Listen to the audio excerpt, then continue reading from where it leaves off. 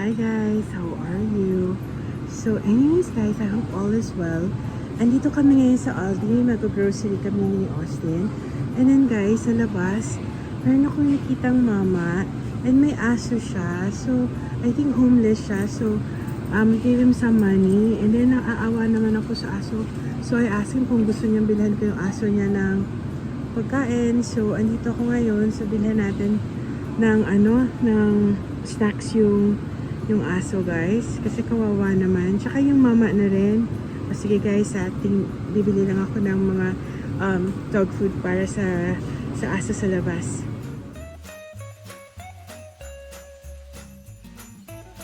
So ayan guys, I got the dog some organic treats and then some wet food, and then I got the guy some chocolate chips, pang snack niya lang. There's the cute doggy. Hello. I have goodies for you. And then I have more goodies for you. So you can like... Yeah. What's your name? What's your name, little guy? Huh? Oh, Daisy. Aww. Daisy. I hope you enjoy your food, Daisy. Okay. Aww. Enjoy your food and your treats. Okay, bye Daisy. I'll feed her in a little while. Yeah. I just gave her some beef jerky. Oh, you did? Yeah.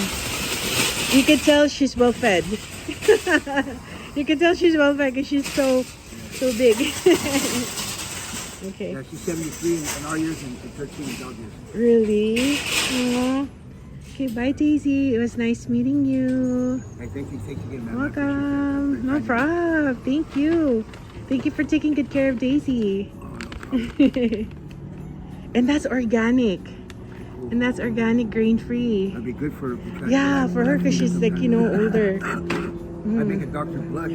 Yeah. My dog. Okay. Bye Daisy. See you next time. So guys, ayun na, I gave the gentleman some more money. Binigyan na namin kanina ni Austin. And then I bought some food and then binigyan ko ulit. Kasi naawa ako. Kasi I could tell talagang inaalagaan niya yung aso. So, I really love that. In spite of yung situation niya, nakuha pa rin niyang, talagang alagaan yung aso niya. So, anyways, yun lang. Binigay ko sa kanya na, binigyan ko siya ulit ng money. Pero hindi ko na siya binidyo guys, kasi ayoko naman na mahiya siya. Yung aso lang niya yung binidyo ko. So anyways, this is just a real quick vlog. I'm here at Aldi, my favorite store. And we're just here to buy some milk and some vegetables. And ganyan ang itsura niya guys. Favorite to ni Austin. Anyways guys, thank you for watching ha. Na lang ako dun sa mama, natuwa lang ako kasi like I said, kahit anong hirap ng buhay niya, yung alaga niya, you can tell, yung talagang inaalagaan niya kasi you can tell na well-fed yung dog, and then ang name pa ng dog is Daisy. Austin, say hi! Hi guys! So anyways guys, thank you for watching. I hope all is well ha. And hello sa mga regulars ko, and you know who you guys are. And until next time, bye! Habol. Ito yung refrigerator section ng Aldi. Ang daming masarap na kainin. May sale. Ano kaya yun? And here is the chocolates. I wonder if they still have yung chocolate na may sili. Right there. And guys, again, thank you for watching. I really appreciate your time. Thank you. Until next time, pag may interesting na content in a few days. Okay, kasi in a few days, I think sa Friday, dadaan si Anna sa house. So we're gonna go ahead and eat, and then we're gonna go out. So this is Aldi. Thank you again, guys. Bye.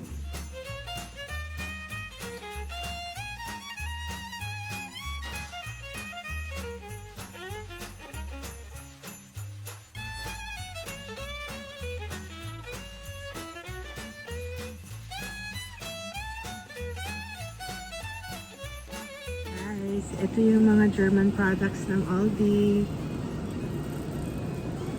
Grabe, ang dami, oh. They have like dark chocolate peanut clusters. And yung speculous na German, so to them it's speculatius. Yan yung mga, oh, tiramisu clusters. How much is that? $3.50. Ooh, I love this. Natikman ko na to dati, guys. It's very buttery.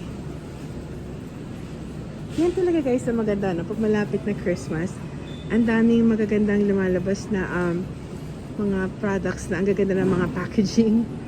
And Austin's over there. Just looking at the frozen section. Hopefully someday magka-Aldi sa Philippines.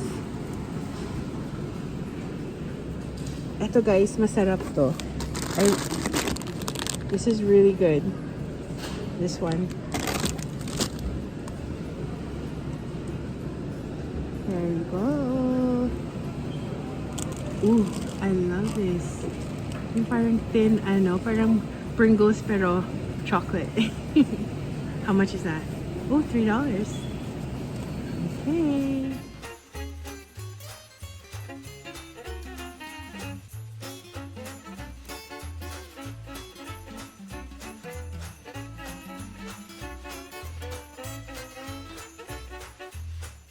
Guys, look at my haul. Gusto ko sana din ito sa Philippines. Pero I don't know kung paano ko dadalhin kasi excess na kami. So most likely, I'm gonna try to hand carry yung mga iba. Kasi I really wanna bring some of these sa Philippines. May dala na ako like 4. Pero magdadala pa ako ng extra. Kasi this is dark chocolate with sile. And Austin is over there. Binabag niya na yung mga groceries namin. Talagang punta ko lang talaga dito was to buy milk and turkey slices and what else? Yun lang naman. Tapos, naging full-blown na donation. Tapos, kung ano pa chocolates na nabili namin.